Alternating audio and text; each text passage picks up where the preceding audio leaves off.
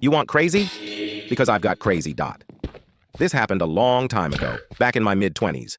I knew a guy, a kind of casual friend who was 21, and who had a girlfriend who was 17, still in high school. They had been together for about 2 years. We'll call him Steve, because his name is Steve. She lived with her mom, dad, and her brother, who was about 2 years older than her and entering college. I'd met them and hung out over at their house a few times, so I kind of knew them, and they were really nice people. So Steve used to be at her house almost every night. He, his girlfriend, and her parents would hang downstairs and watch TV for the evening, and then usually the folks would go upstairs to bed, and Steve and his GF would hang out a while longer, and usually have sex in the bathroom or on the living room floor. Normal stuff, really.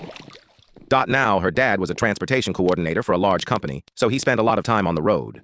When he was home from the road, he didn't go to the office too much. He usually worked from home. Sometimes Steve's GF would be tired and go to bed shortly after her mom, and her dad would be working on his computer at a little desk in the dining room, and Steve would hang out on the couch watching TV. Okay. Off to the races. Steve was into computers, so he and the dad would look at new games and stuff on whatever latest and greatest machine work had given him. One night, Steve's down on the floor plugging something into the power strip, and when he comes up on his knees, he can tell that his GF's dad has a massive hard-on. The dad pulls his sweats down and asks if he likes that. Most of us bail at this point, right? Nope. Steve starts sucking his dick, finishes the job, and goes home. So this becomes kind of a regular thing every month or so. He stays past GF and the mom going to bed, and he sucks off the dad. But wait, it gets better. He and the GF eventually move in together. One night, he's dropping something off to his GF's mom, and the dad's on the road. The mom is in just a housecoat, starts putting the moves on him, and he takes her into the downstairs bathroom, bending her over the counter and railing her. They start working this in when they can, when the husband in on the road, and he can find a way to come over without the GF. We're not done, kids. Steve and his GF start hitting some rough patches. So he's over at the house talking to her brother, who I really liked. He was a cool guy and fun to hang out with.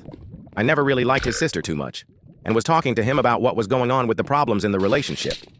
And yep, they fucked. Now.